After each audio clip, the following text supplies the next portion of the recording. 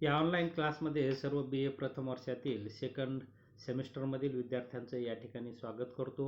विद्यार्थी मित्र हो, आजच्या तासाला आपल्याला पेपर क्रमांक 3 सूक्ष्म अर्थशास्त्र यामधील आपल्याला प्रकरण आपण पहिलं पाहत आहोत आणि यामध्ये खर्च संकल्पना आणि अल्प आणि दीर्घकाळातील खर्च वक्र, तर अशा प्रकारे आपल्याला एवढा B या उपघटकामध्ये टॉपिक आहे. तर खर्च वक्राच्या संकल्पना यापूर्वीच्या तासाला आपण पाहितलेल्या आहेत. आपण पाहितलेलं आहे की खर्च वक्राच्या संकल्पना 3 आहेत. सुरुवातीला खर्च कशाला म्हटलंय की वस्तूच्या निर्मितीसाठी येणारा खर्च म्हणजेच उत्पादन खर्च ज्याला आपण म्हटलेला आहे, किंवा उत्पादन घटकाच्या मोबदल्यांची बेरीज म्हणजेच उत्पादन खर्च, असं आपण खर्चाच्या संकल्पनात म्हटलेलं आहे. की आपण पाहतो की उत्पादन कशाला म्हटलं की नैसर्गिक वस्तूंमध्ये उपयोगिता निर्माण करणे, त्याला आपण उत्पादन असं म्हणतो. आणि हे उत्पादन उत्पादकाच्या सहाय्याने उत्पादन घटकाच्या सहाय्याने नैसर्गिक साधनांवर प्रक्रिया करतो आणि त्यामध्ये उपयोगिता निर्माण होते आणि म्हणून तिला मागणी येत असते. अशा प्रकारे नैसर्गिक साधनांवर प्रक्रिया करण्यासाठी काही खर्च येतो, तर त्याला जो खर्च येतो, जे उत्पादनाचे घटक लागतात, त्याला आपण उत्पादन खर्च असे म्हणतो. मग अशा प्रकारे खर्च हा 3 प्रकारचा किंवा उत्पादन खर्चाच्या 3 संकल्पना आपण पाहितलेल्या आहेत. त्यामध्ये पहिली संकल्पना वैकल्पिक खर्च संकल्पना, ज्यामध्ये आपण पाहतो की उत्पादनाचे घटक पर्यायी उपयोगाचे असतात आणि दुसऱ्याचा त्याग केला म्हणजे जो त्याग करतो आपण, कारण ज्यामध्ये आपण उदाहरण घेतलं होतं की समजा जमीन आहे, जमिनीचा उपयोग एक तर ज्वारी किंवा गहू घेण्यासाठी करता येईल, कुठलंही एक पीक घेता येईल, बरोबर आहे. मग एक पीक घेतलं तर एका पिकाचा त्याग करावा लागतो आणि त्यातून जे नुकसान किंवा नफा तोटा होतो, त्या त्यागाला ते वैकल्पिक उत्पन्न, बदली उत्पन्न, संधी खर्च किंवा ऑपॉर्च्युनिटी कॉस्ट आपण असं म्हटलेलं आहे. आणि ही संकल्पना सौ जॉन रॉबिन्सन यांनी मांडलेली आपल्याला दिसून येते. त्यानंतर आपण दुसरी संकल्पना पाहितलेली वास्तव उत्पन्न खर्च, जे की उत्पादनाचा घटक नैसर्गिक वस्तूंवर प्रक्रिया करत असताना शारीरिक आणि मानसिक त्याचे कष्ट त्या ठिकाणी देत असतो. त्यातून त्याचा होणारा जो त्याग असतो, तो त्याग मोठा असतो आणि त्या त्यागाची बेरीज म्हणजेच वास्तव उत्पन्न खर्च असं आपण म्हटलेलं आहे. आणि अशा प्रकारची ही संकल्पना मार्शल यांनी मांडलेली आहे. त्यानंतर आपण तिसरी खर्चाची संकल्पना पाहितलेली की मौद्रिक खर्च, ही संकल्पना मार्शल यांनी मांडलेली आहे आणि त्यांनी म्हटलेलं आहे की उत्पादन प्रक्रियेमध्ये किंवा जे मोबदले असतात ते पैशाच्या स्वरूपात जे दिले जातात त्याला मौद्रिक खर्च असे म्हणतात. म्हणजे पैशाच्या स्वरूपात, चलनाच्या स्वरूपात जे मोबदले दिले जातात किंवा जो खर्च केला जातो त्याला मौद्रिक खर्च असं म्हटलं जातं. तर अशा प्रकारे आपण पाहतो की खर्चाच्या ह्या 3 संकल्पना आहेत. आज आपल्याला खर्च वक्र पाहायचे आहेत. अल्प आणि दीर्घकाळामध्ये खर्च वक्र कसे असतात हे या ठिकाणी पाहितलेले. आपण बदलत्या प्रमाणाच्या सिद्धांतामध्ये आपण पाहितले की उत्पादन 3 प्रकारात असतं, बरोबर आहे. की एकूण उत्पादन, सरासरी उत्पादन आणि सीमांत उत्पादन. खर्च देखील त्याच प्रकारचे असतात: एकूण खर्च, सरासरी खर्च आणि सीमांत खर्च. आता एकूण खर्च कशाला म्हटलेला आहे आपण? एकूण खर्च म्हणजे एकूण खर्च भागिले जी काही किंमत आपण किंवा उत्पादन आपल्याला मिळालेलं आहे किंवा वस्तूची निर्मिती झालेली, ते आपण त्याला एकूण खर्च असं म्हणतो. त्याचबरोबर सरासरी खर्च कशाला म्हणायचं की एकूण खर्च भागिले त्यावर आलेला खर्च, बरोबर आहे. आणि सीमांत म्हणजे एकूण खर्चा शेवटच्या नगामुळे पडलेली भर, त्याला आपण सीमांत खर्च असं म्हणतो. तर अशा प्रकारे एकूण खर्च, सरासरी खर्च आणि सीमांत खर्च, ह्याला इंग्लिशमध्ये एकूण खर्चाला टोटल कॉस्ट म्हणतात, सरासरीला ॲव्हरेज कॉस्ट म्हणतात आणि सीमांत खर्चाला मार्जिनल कॉस्ट म्हणतात.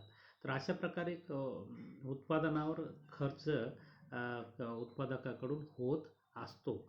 तर साधारणपणे आपण बदलत्या प्रमाणाचा नियम पाहत असताना आपण पाहितलं होतं की उत्पादनाचे घटक 4 असतात: भूमी, श्रम, भांडवल आणि संयोजक. याची विभागणी आपण 2 भागात केली होती.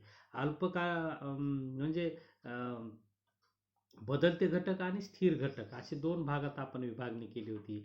आणि बदलत्या घटकामध्ये आपण पाहतो की अल्प काळामध्ये फक्त बदलत्या घटकामध्ये बदल करता येतो आणि दीर्घकाळात ह्या दोन्ही घटकामध्ये बदल करता येतो. बदलत्या घटकामध्ये बदल करता येतो आणि स्थिर घटकामध्ये बदल करता येतो. तर आपण पाहितले की बदलत्या घटकामध्ये अस्थायी मजूर असेल, त्यावरील खर्च असेल, त्यानंतर कच्च्या मालावरील खर्च असेल, इंधनावरील खर्च असेल, अशा प्रकारचा खर्च हा बदलता खर्च असतो. तर अल्पकाळात बदलता खर्च हा महत्त्वाचा असतो. तर दीर्घकाळात आपण पाहतो की दोन्ही खर्चामध्ये बदल करता येतो. बदलत्या खर्चात बदल करता येतो आणि आपण पाहतो की स्थिर खर्चामध्ये बदल. स्थिर खर्च कशाला म्हटलेला आहे की जमीन, यंत्र, इमारत वगैरे जो खर्च एकदा करावा लागतो त्याला आपण स्थिर खर्च असे म्हणतो. तर असे उत्पादन घटकांवर होणाऱ्या खर्चाचं अशा प्रकारे 2 प्रकारात विभागणी करता येते. म्हणजे बदलता खर्च आणि स्थिर खर्च. आपण पाहतो की बदलता खर्च ही संकल्पना अल्पकाळासाठी आहे, तर स्थिर खर्च ही संकल्पना दीर्घकाळासाठी आहे. ते दीर्घकाळात दोन्ही खर्चामध्ये बदल करता येतो. स्थिर खर्च आणि बदलत्या खर्चामध्ये.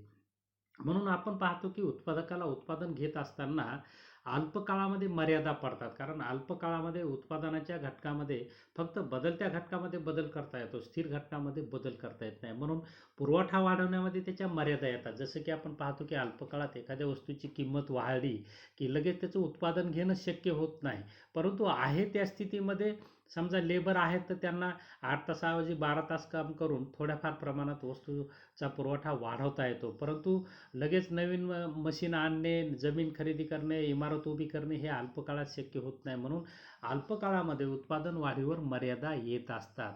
म्हणून अल्पकाळात आपण पाहतो की फक्त बदलत्या गोष्टींमध्येच बदल करता येतो. तर दीर्घकाळामध्ये मग मागणीच्या प्रमाणात पुरवठा करता येतो. म्हणून दीर्घकाळामध्ये अपेक्षित एवढं उत्पादन घेता येतं, अल्पकाळात घेता येत नाही. म्हणजे वाढत्या किमतीचा अल्पकाळामध्ये फायदा थोड्याफार प्रमाणात शिफ्टिंग वाढवून करता येतो, परंतु तेवढा काही पुरवठा वाढवता येत नाही. म्हणजे अल्पकाळात उत्पादकाला उत्पादन घेण्यामध्ये मर्यादा येत असतात आणि म्हणून आपल्याला या ठिकाणी अल्पकाळात हे खर्चवक्र वेगळे असतात आणि दीर्घकाळात देखील खर्चवक्र हे वेगवेगळे असतात. आणि म्हणून आपल्याला या ठिकाणी खर्चवक्र 2 प्रकारात पाहायचे आहेत की अल्पकालीन खर्चवक्र आणि दीर्घकालीन खर्चवक्र. पहा, अल्पकाळात एकूण खर्च कसा राहील, सरासरी खर्च कसा राहील, सीमांत खर्च कसा राहील आणि दीर्घकाळात एकूण खर्च कसा राहील, सरासरी खर्च कसा राहील आणि सीमांत खर्च कसा राहील हे आपल्याला या ठिकाणी पाहायचं आहे. म्हणजे खर्च वक्र हे अल्पकाळात आणि दीर्घकाळात कसे असतात हे आता आपल्याला त्याचा अभ्यास करायचा आहे. पहा, अल्पकाळ म्हणजे शॉर्ट पिरियड असतो, ज्यामध्ये आपण पाहतो की फक्त बदलत्या घटकामध्ये बदल करता येतो, स्थिर घटकामध्ये बदल करता येत नाही आणि त्यामुळे वस्तूचे फारसे उत्पादन अल्पकाळात वाढवता येत नाही. आणि म्हणून आपण पाहतो की एका विशिष्ट मर्यादेपर्यंत कितीही मागणी वाढली तरी एका विशिष्ट मर्यादेपर्यंत त्याचा पुरवठा करता येतो आणि त्यामुळे अधिक पुरवठ्यात वाढ करता येत नाही. ही अल्पकाळाची मर्यादा फक्त बदलत्या घटकामध्ये बदल करूनच, जसं की खूप मागणी वाढली तर श्रमिक 8 तास काम करत असेल तर 12 तास करा, 14 तास करा, असं करून त्यांची किंवा 2 शिफ्टमध्ये करा, 3 शिफ्टमध्ये करा, असं आपण विनंती करून पुरवठ्यात वाढ करू शकतो आणि मागणीच्या वाढीचा फायदा घेऊ शकतात उत्पादक. परंतु त्यालाही मर्यादा असतात असं आपल्याला या ठिकाणी म्हणता येईल. परंतु दीर्घकाळामध्ये आपण असं दीर्घकाळ हा मोठा काळ असतो आणि त्यामध्ये मग बदलत्या घटकातही बदल करता येतो आणि स्थिर घटकातही बदल करता येतो आणि जेवढी मागणी वाढली तेवढ्या प्रमाणात पुरवठाही बदलता येतो आणि त्यामुळे आपण पाहतो की दीर्घकाळात उद्योजकाकडे स्कोप असतो आणि त्यामुळे मागणीच्या प्रमाणात पुरवठा करणे शक्य असतं आणि म्हणून अल्पकाळात आणि दीर्घकाळात उत्पादन खर्चाचे वक्र हे वेगवेगळे असतात असं आपल्याला या ठिकाणी म्हणता येईल. तर या ठिकाणी हा टेबल दिलेला आहे. पहा, हा टेबल आहे. यामध्ये पहा, टेबलमध्ये काय दिलेलं आहे की उत्पादनाचे उत्पादन, पहिला कॉलम आहे उत्पादन, दुसरा आहे एकूण स्थिर खर्च, तिसरा आहे एकूण बदलता खर्च, चौथा आहे एकूण उत्पादन खर्च, पाचवा आहे सरासरी स्थिर खर्च, सहावा आहे सरासरी बदलता खर्च, सातवा आहे सरासरी उत्पादन खर्च आणि शेवटचा 8वा सीमांत उत्पादन खर्चाचा हा कॉलम आपल्याला दिलेला आहे की उत्पादन घेत असताना, पहिल्या कॉलमचं उत्पादन घेत असताना उत्पादन खर्च कसा असतो हे यामध्ये आपल्याला पाहावयास मिळतं. पहा, उत्पादन 1 ते या ठिकाणी 10 नगापर्यंत घेतलेलं आपल्याला या ठिकाणी दाखवलेलं आहे.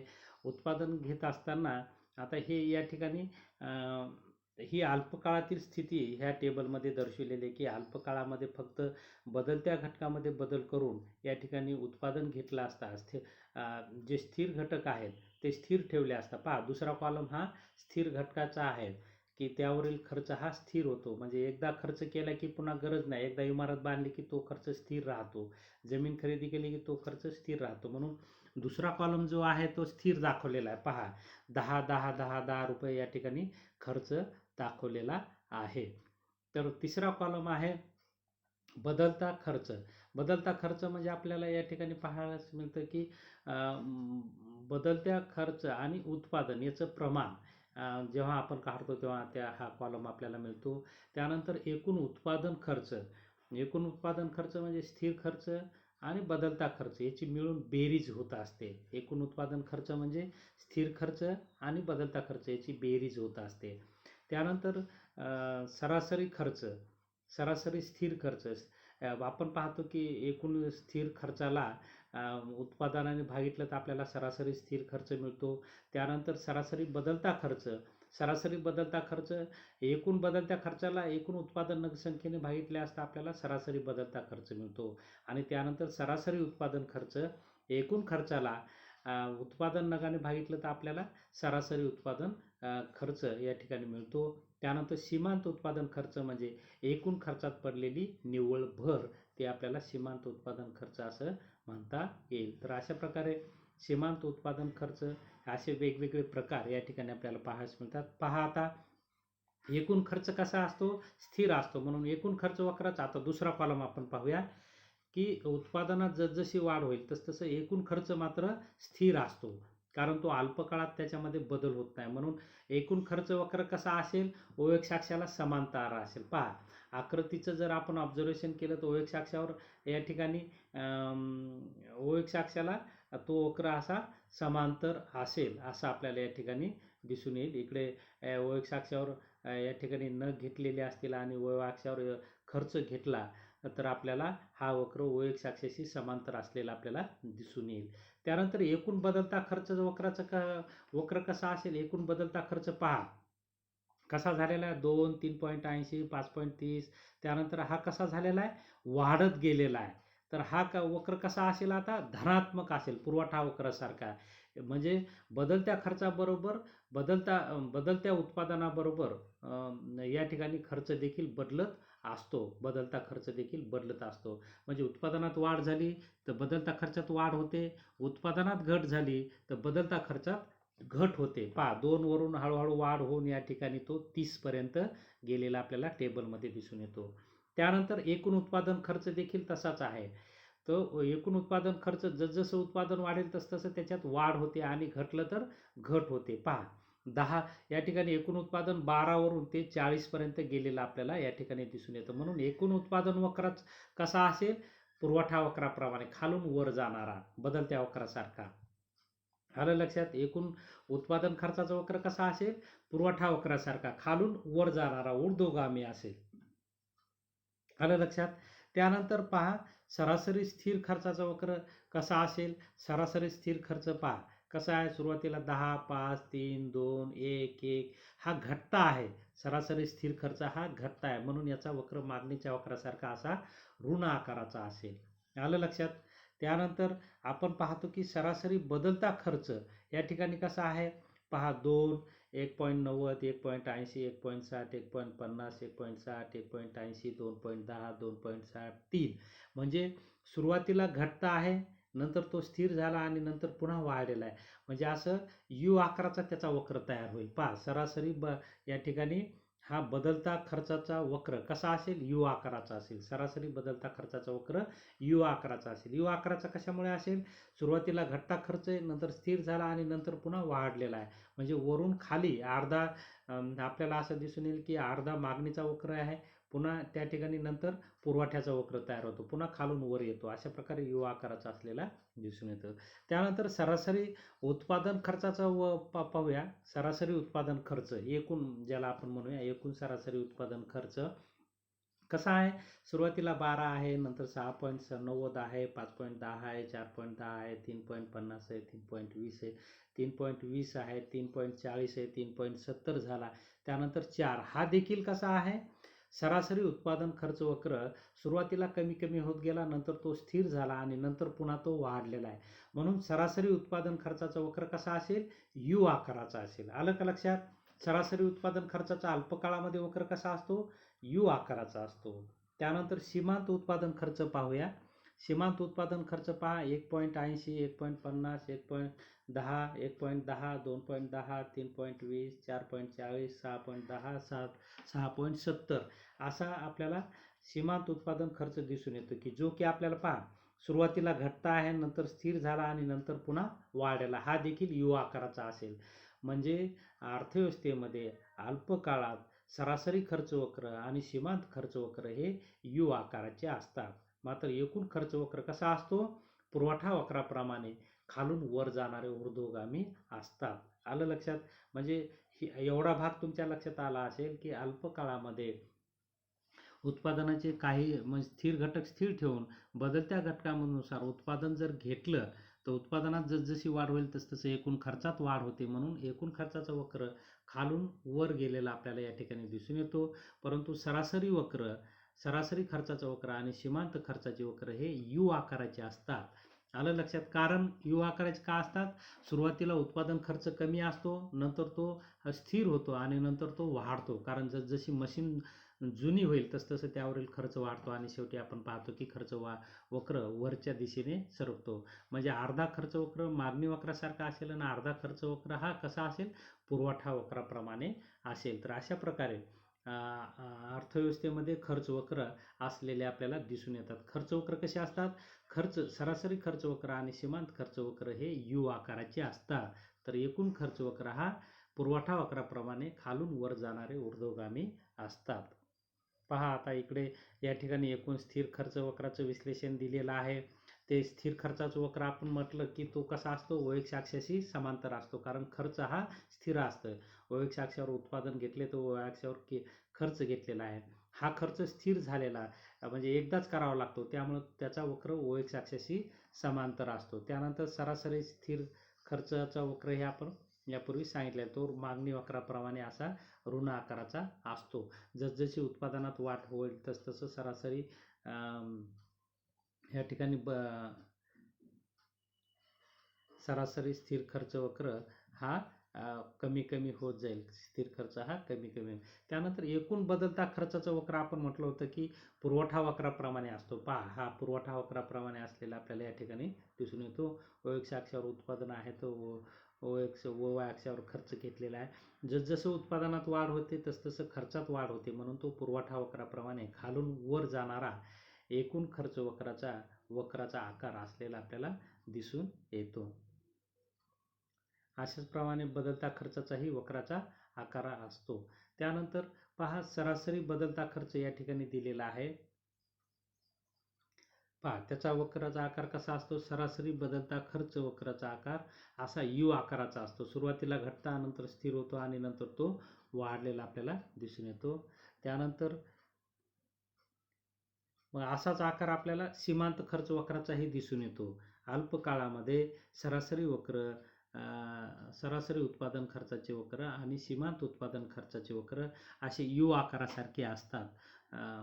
आलं का लक्षात. असे यू आकाराचे का असतात, कारण सुरुवातीला मशीन नवीन असते म्हणून त्यावरील खर्च कमी असतो. म्हणून अर्धा वक्र हा मागणीच्या सिद्धांताप्रमाणे ऋण आकाराचा असतो. नंतर खर्च स्थिर होतो आणि नंतर पुन्हा खर्च वाढतो. मशीन जसजशी जुनी होईल तसतसं घसारा वाढतो आणि घसाऱ्यावरील खर्च वाढल्यामुळे आपण पाहतो की पुन्हा खर्च वाढल्यामुळे हा वक्र पुन्हा पुरवठा वक्राप्रमाणे होतो. म्हणून अर्थव्यवस्थेमध्ये अल्पकाळात सरासरी खर्चाचे वक्र आणि सीमांत खर्चाचे वक्र हे कसे असतात, यू आकाराचे असतात. तर एकूण खर्चाचा वक्र हा पुरवठा वक्राप्रमाणे ऊर्ध्वगामी असतो.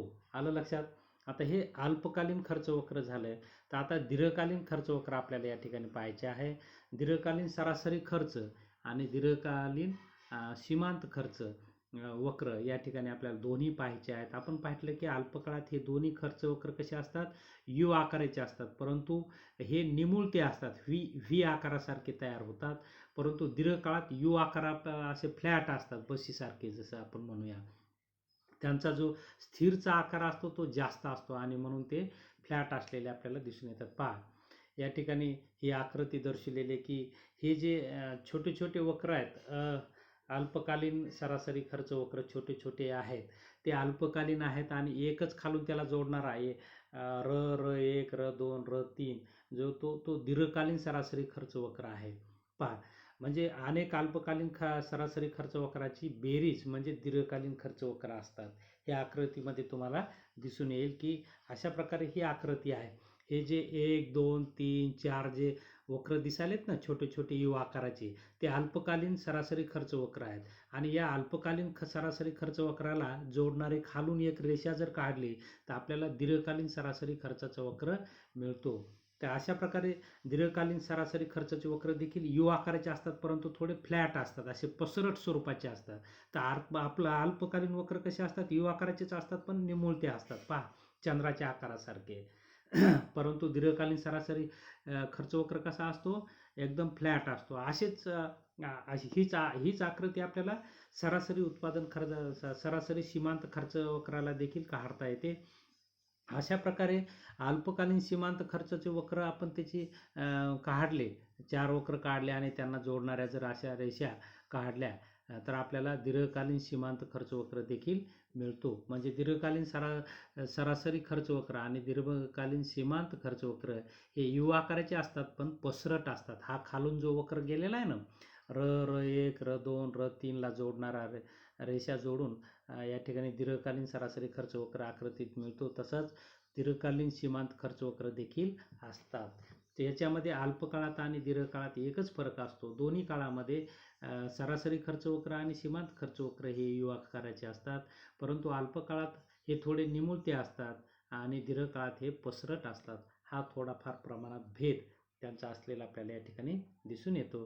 तर अशा प्रकारे आपण पाहतो की या ठिकाणी सीमांत खर्च दिलेला आहे. हा या आहे सीमांत खर्चाचा दीर्घकालीन सीमांत खर्चाचा वक्र या ठिकाणी आपल्याला पाहावयास मिळतो. तर अल्पकाळामध्ये केवळ अल्पकालीन म्हणजे बदलत्या घटकामध्येच बदलत्या खर्चामध्येच बदल होतो, स्थिर खर्च स्थिर राहतो.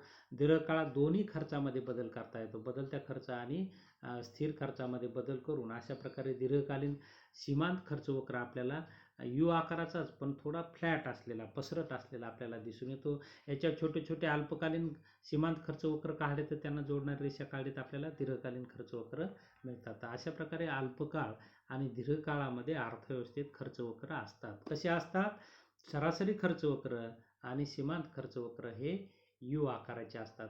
आता सरासरी खर्च आणि सीमांत खर्च वक्राची आपण तुलना जर केली तर आपल्याला असं दिसून येतं की सुरुवातीला सीमांत खर्च हा कमी असतो, सरासरी खर्च हा जास्त असतो आणि नंतर हे जेव्हा एकमेका आपण पाहतो की सीमांत खर्च वक्र हा सरासरी खर्च वक्राच्या पाठीमागे असतो, कारण तो कमी असतो. सीमांत खर्च सुरुवातीला कमी असतो म्हणून नफा जास्त असतो आणि सरासरी खर्चाचा वक्र पहिल्या अवस्थेमध्ये पुढे असतो. जेव्हा आपण पाहतो हे वक्र एकमेकांना छेदतात तेव्हा आपण पाहतो की दोन्ही खर्च या ठिकाणी समान होऊन पुढच्या तिसऱ्या अवस्थेमध्ये सीमांत खर्च झपाट्याने वाढतो आणि सरासरी खर्च कमी असतो. म्हणजे पहिल्या अवस्थेमध्ये सीमांत खर्च कमी तर सरासरी खर्च जास्त असतो, तर शेवटच्या अवस्थेमध्ये सीमांत खर्च जास्त तर सरासरी खर्च कमी असतो. दोन्हीची जर तुलना केली तर पुढच्या पच्या पुढे आपल्याला असं लक्षात येईल की सीमांत खर्च पुढे असतो सरासरी खर्च वक्र मागे असतो. दोन्ही खर्चाची जर तुलना केली तर आपल्याला असं दिसून येतं की पहिल्या अवस्थेमध्ये वाढतं फल असतं, दुसऱ्या अवस्थेमध्ये स्थिर फल असतं, तिसऱ्या अवस्थेमध्ये घटतं फल असतं. जिथे वाढतं फल म्हणजे नफ्याची स्थिती असते, म्हणजे उत्पादन खर्च कमी उत्पन्न जास्त असतं, त्या ठिकाणी सीमांत खर्च कमी असतो, सरासरी खर्च जास्त असतं. जिथं आपण पाहतो स्थिर फल असतं तिथं उत्पन्न बरोबर खर्च असतं, तिथं दोन्ही खर्च समान झालेले आपल्याला दिसून येतात. आणि जिथे घटतं फल असतं तिथं खर्च जास्त असतो, उत्पन्न कमी असतं. तर त्या ठिकाणी सीमांत खर्च जास्त असतो, सरासरी खर्च कमी असतो. म्हणजे पुढचा दिशेला सीमांत खर्चाचा वक्र येतो, तर खालच्या दिशेला सरासरी खर्चाचा वक्र असतो. तर अशा प्रकारे आपल्याला दोन्हीमध्ये देखील तुलना करता येते. तर अशा प्रकारे उत्पादन प्रक्रियेमध्ये उत्पादन घेत असताना अशा प्रकारे खर्च वक्र असतात. एकूण खर्च वक्र हा पुरवठा वक्राप्रमाणे खालून वर जाणारा असतो. तर खर्च वक्र हे यू आकाराचे असतात. पण सरासरी खर्च वक्र असेल आणि सीमांत खर्च अल्पकालीन हे व्ही थोडे निमुळते असतात, तर दीर्घकालीन हे पसरट असतात. तर अशा प्रकारे आपल्याला खर्च वक्रामधील फरक आणि खर्च वक्र हे असलेले आपल्याला दिसून येतात. तर दीर्घकालीन सरासरी खर्च यू आकाराचा असण्याची कारणे या ठिकाणी आपल्याला काही पाहता येतात. की आपण पाहिलेलं आहे की त्याचं पहिलं कारण दिलेलं आहे की आपण परिमाण प्रत्यय नियम हे पहिलं कारण दिलेलं आहे की दीर्घकालीन खर्च वक्र हे यू आकाराचे का असतात, त्याची काही कारणे आहेत. त्यामध्ये पहिलं कारण दिलेलं आहे परिमाण प्रत्यय नियम. आपण पाहिलेलं आहे परिमाण प्रत्यय नियम, आपण पाहिलेलं आहे की हा दीर्घकाळात अनुभवास येतो आणि बदलत्या प्रमाणाचा नियम हा अल्पकाळात अनुभवास येतो.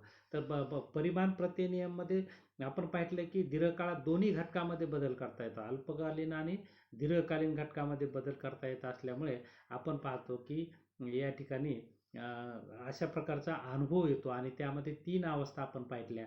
पहिल्या टप्प्यात वाढते फल असते, दुसऱ्या टप्प्यात स्थिर फल असते आणि तिसऱ्या टप्प्यात घटते फल असते. आणि म्हणून याचा आकार सुरुवातीला ऋण असतो, नंतर स्थिर होतो आणि नंतर तो ऊर्ध्वगामी जातो, खालून वर जातो. म्हणून ते यू आकाराचे असतात असं आपल्याला म्हणता येईल. कारण सुरुवातीला उत्पादन खर्च घटतो, नंतर तो स्थिर होतो, नंतर ते वाढतो. म्हणून अशा यू आकार त्याला प्राप्त होतो असं आपल्याला म्हणता येईल. त्यानंतर दुसरं कारण की उत्पादन घटकाची अविभाज्यता.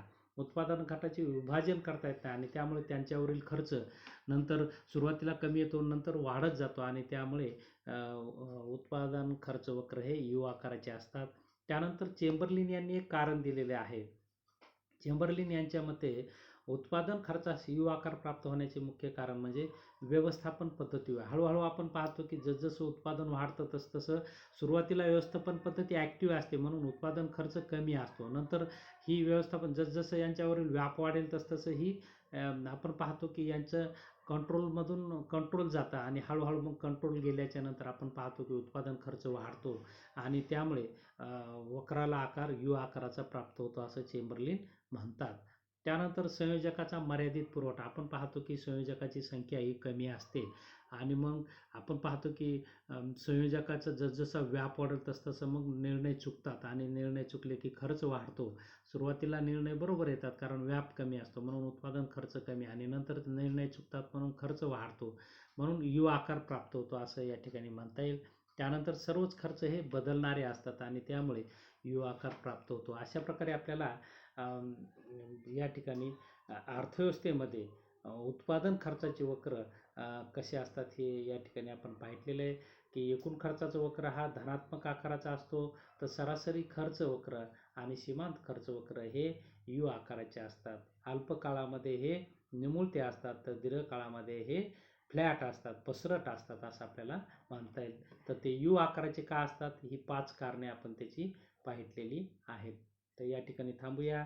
शांत या तासाला आपण उपलब्ध झाला, शांतपणे ऐकून घेतलं त्याबद्दल आपले आभार व्यक्त करतो आणि या ठिकाणी थांबतो. धन्यवाद.